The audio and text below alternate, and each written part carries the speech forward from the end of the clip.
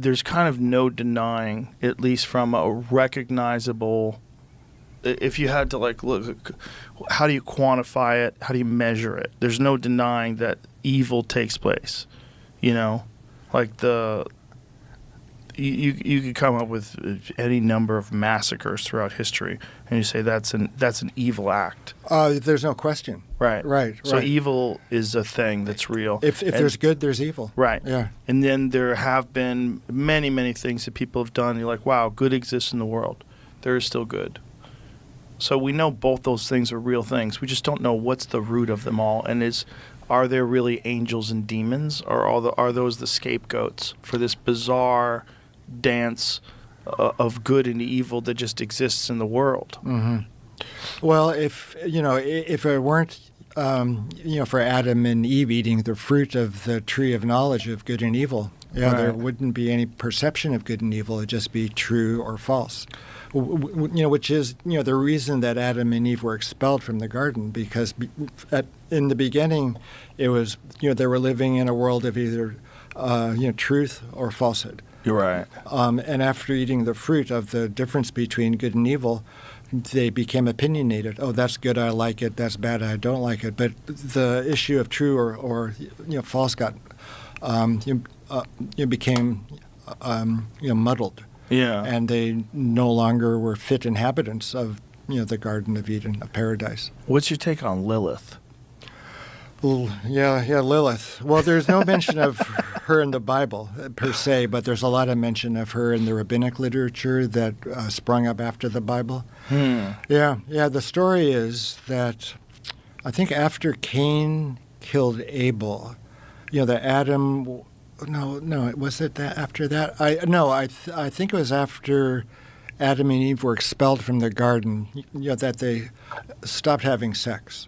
So Adam, then was just sleeping, with Lilith, and they spawned innumerable demons as a result of their relationship. Yeah, and after a while, Adam and Eve, reconciled, and they got the things together again.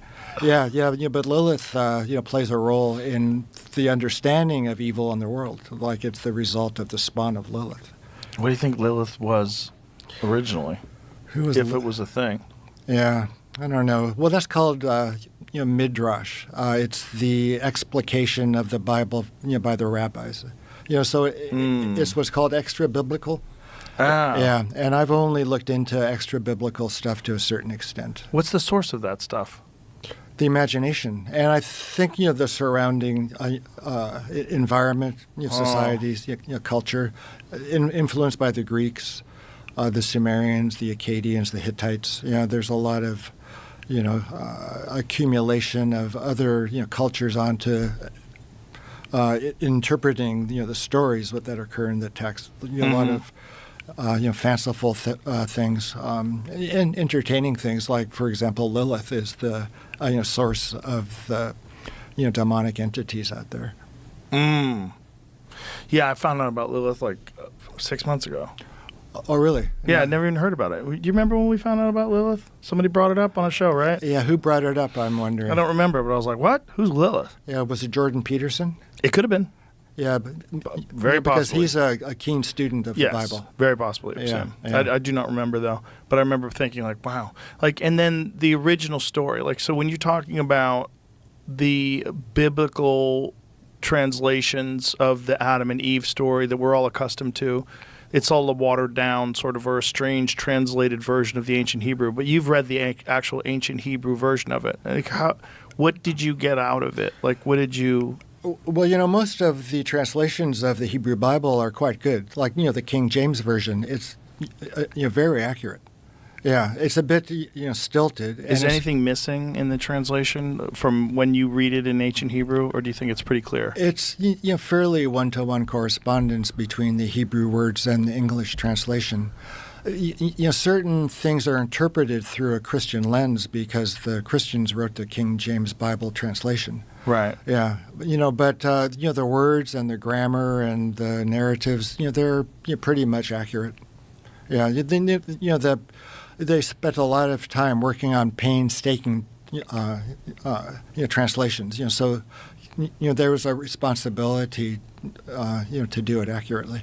Imagine that story, like trying to like pass that one down for 1,000 years. Yeah. Like, yeah, so there was only two people, and then there was an apple. Right. And a snake talked Eve into eating that apple, and everything got fucked.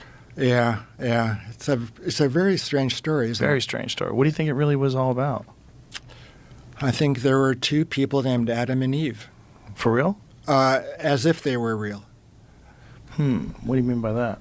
Well, if you imagine that there was an Adam and Eve and you visualize the garden they were in and the snake and their interactions, there you have it.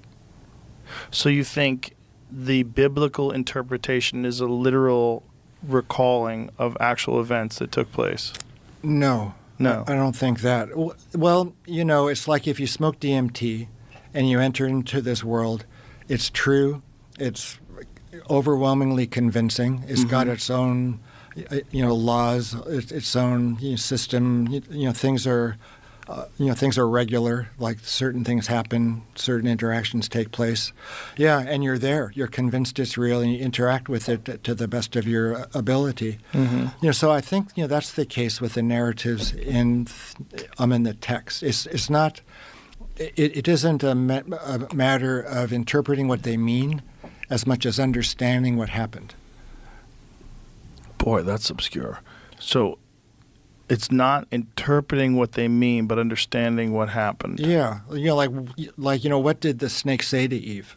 So a snake really talked to Eve, though. It was as if a snake talked to Eve. As if. Yeah. So perhaps a psychedelic experience, perhaps an altered state of consciousness. No, I think it was a case of a woman standing near a tree and a snake coming up to her and saying certain things, and they have a conversation. For real, for real. As if it were real. Well, the stories have been told so many times. Right, that's the problem. And, they seem... Well, if you... Seems like they're blaming everything on Eve, too, which is like a little suspect. I like to hear her side of it. Well, the one who got punished without even having a chance to explain himself was the snake. So God asks Adam what happened, and he asks Eve what happened, and he just lays it on the snake. Right. Yeah. And the snake's like, I didn't tell her anything. I can't even talk. This lady wanted to eat that apple, and she blamed me. Well, back then, snakes could talk. Or in that world, snakes talk. How so? Well, they were the wisest of all the animals in the garden. So, they could speak. Right, but you speak of these things as if, like we're talking about when you go to the zoo, the monkeys swing from the vines, it's normal. Snakes talk. Well, it's a bit of a paradox. Like if you... Let me ask you this. So if you treat those stories as if they were real, you're opening yourself up to this universe of Adam and Eve were in the garden. Then they had Cain and Abel. Cain killed Abel. Then Cain had children, and his children begot the 70 nations. And then there was a flood because mankind was bad. Noah and his family survived. They all spoke one language afterwards. There was on a tower. There was Nimrod, there was Abraham, there was Isaac and Jacob. So it's this world which seems to be quite coherent, quite consistent. It all ties together. It's quite consistent from book to book, from narrative to narrative. It is a different way of looking at the Bible. It isn't dogma like you have to do this or you have to do that. Or it isn't like a Jungian archetype or a psychodynamic, wish fulfillment. It's this world that that is articulated, spelled out in a very ancient, very influential text. So, is it also possible that something completely different took place, but that over time and over a oral tradition of who knows how many hundreds of years before they actually wrote it down? And then writing it down, that you're getting a version of the actual event that's very different than what really took place. But you think about it like the version in the scripture. And if you think about it in the version of the scripture, are you thinking about it like as if this was an event as recorded, or are you thinking this is a representation of an archetype or some sort of moment in human history that they're trying to recollect and pass down? Well, if you that makes any consider, sense. yeah, kind of, yeah. Well, if you consider, the text to be prophetically received, prophecy is communication between the divine and man, and the text was prophetically received.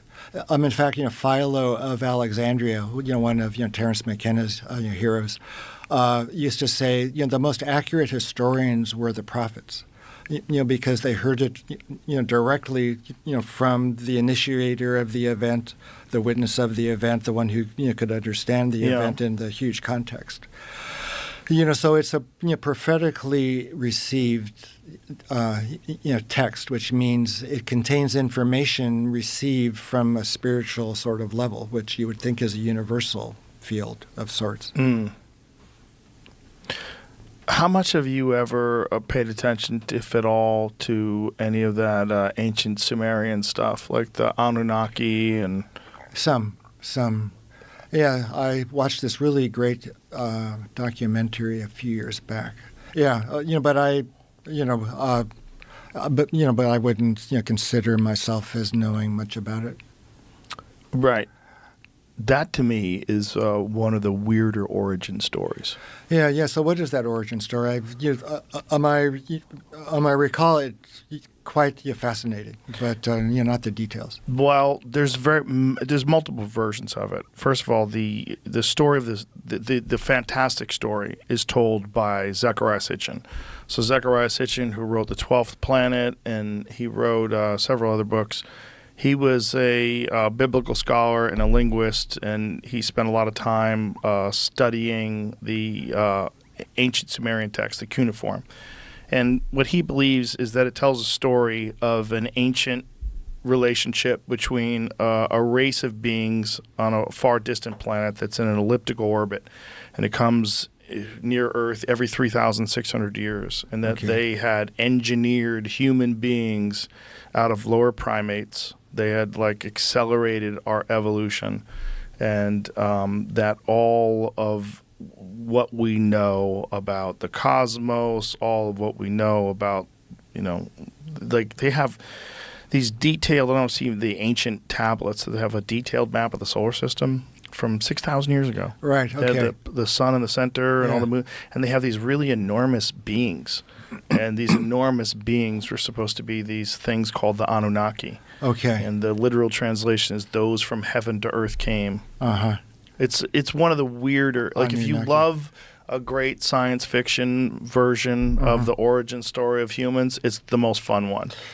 Yeah, it brings to mind the sons of God, the B'nai Elohim, which occur in the story of the flood and Noah. The Nephilim, too. Yeah, the Nephilim, the Rephaim, they were huge. They were giants. Yes, yeah. Men of renown. Yeah. And they intermarried, or they had sex with the daughters of man, and from them came a race. Yeah. So that story is interpreted or perceived, through the lens of the Hebrew Bible too. Really? Yeah. Well, that is a story in the text. Before the flood, is the B'nai Elohim, come down to earth. They have intercourse with, the daughters of man, and out of those relationships, comes this, race of giants. That's the most fun one. Yeah. Isn't it? Well, they all got swept away in the flood. So that's an interesting, turn of events. Well, if you interpret the flood as the Younger Dryas impact theory, which created the flood, which lines up. Right. That does line up. Yeah. It lines up time-wise, lines up with how it would go down. Yeah. Just no evidence of giants. That's the only thing we're missing. If they found some giants. Well, in the meantime, you can assume that the giants were real, and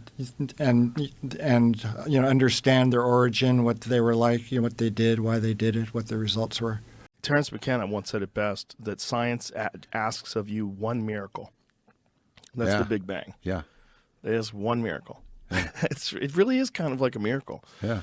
If in the beginning there was nothing, and then God created the earth and the skies. And that's essentially what the Bible is trying to say. They're just doing it in a way. And the Bible got it right. They got the order right. Right. You know?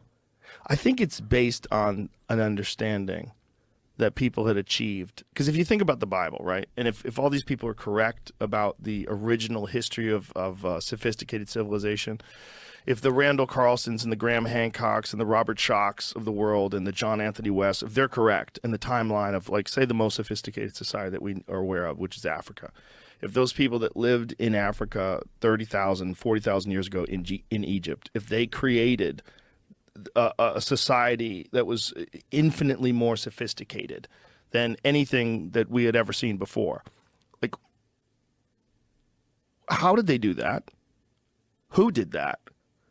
And what was that like? Like, what the fuck was that like? What was that world like back then? I mean, have you ever really stopped and tried to think and imagine what was that world like back then? I mean, well, how about that you have a similar world in Central and South America where they also had built things many thousands of years ago that still, like, how the fuck did you do that? Yeah. How'd you do that? Easter Island. How did y'all make those things? Yeah. How in the world? And then move them?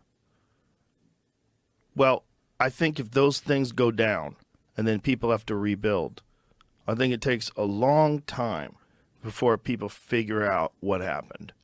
I think it takes a long time. And I think that's where a lot of the confusion that you see in the Bible comes from. Like, God made the earth and the sky and everything in like 6 days, right? And then on the 6th day, he rested. Okay. What are they actually saying, though? You're getting things that are translated from an oral history of 1,000 years, and then they're writing it down in Aramaic, they're writing it down in ancient Hebrew, and you're getting it many, many, many, many, many, many, many, many, many years later, long after. Diluted and warped. All kinds of. Think about what people are willing to do today to the Constitution. Today. With all the information that we have about the dangers of this, think about what they're trying to do today. Now imagine what you would do if you had the real knowledge of the birth of the solar system, of the development of human beings, and the God energy of the universe, and you tried to translate it over an oral history because there's chaos, because there's no more cities anymore and everyone's dead, and you're just like hunting and gathering as cave people, and you're trying to relay this origin story of mankind, and then it gets written down in parables, and it gets written down in Latin, and it gets translated over the years, and then people try, then they sit down and they look at it many years later and they go, what the fuck were they trying to say? Like, what were they trying to say? Because so much of what they're trying to say, if you're really paying attention, like, it seems like it's kind of laid out like the origins of the universe. If in the beginning there was nothing, like they're talking about the Big Bang. If these scientists all agree, how did they know that? Then there was light. That would be the Big Bang. Why wouldn't they assume back then that God was always around? Why would they assume that God had to make everything? Why would they assume that there was a beginning and an end just because they have a beginning and an end? Is that rational? Why would they assume that? And why did everybody assume that? Maybe because they fucking knew. Maybe because at one point in time, whether it's 10,000 years ago, 20,000 years ago, they had figured a lot of this shit out.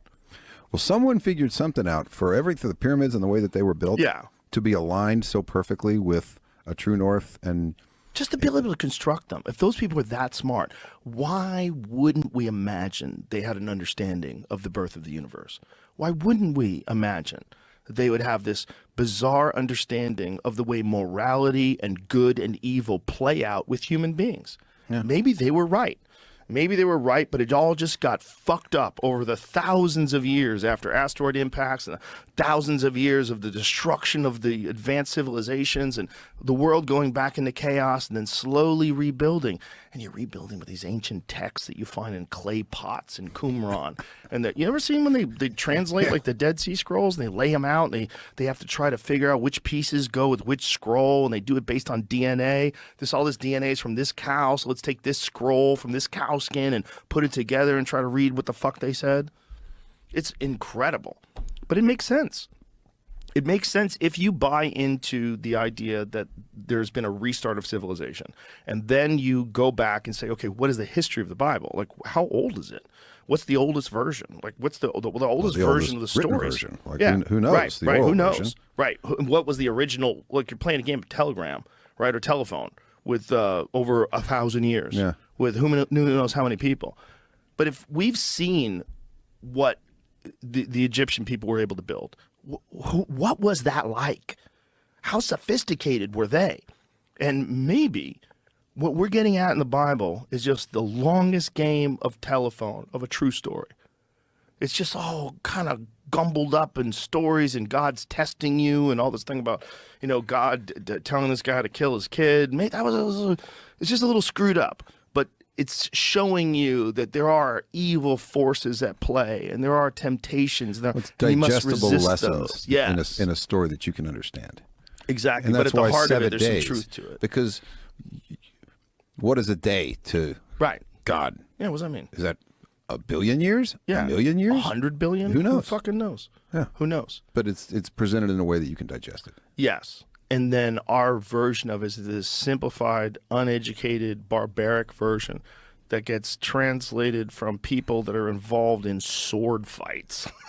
They're fighting each other with swords and hacking each other to death for thousands of years while they're telling this story. The Crusades, all these different things that people did during that time, horrific things. And during that time, they're doing it, many of them, in defense of their God, in defense of their religion. They're motivating people by these books. Yeah. It's fascinating stuff. It's fascinating. But when you hear a guy like Tucker Carlson saying that what else do you know, bro? Say what you know. Like, what makes you say that? Because if that really is what it is, that would make sense to me why the government would keep that information from people. Because if we found out that people were essentially just a vessel of souls, and that we are essentially designed to give birth to artificial intelligence, and then that will be the end of us. So that's why they're not worried about nuclear war. That's why they're not worried about the environment. That's why they don't give a fuck about anything. This is all coming to an end. We're there. Yeah. Like, we have it. We have it to the degree that people are already relying on it heavily. Yeah. Advertising agencies are relying on it to tell them how to cut a commercial, how present the logo needs to be in the commercial. Like, this is happening right now. Oh, yeah. This shit just appeared 3 years ago. Right.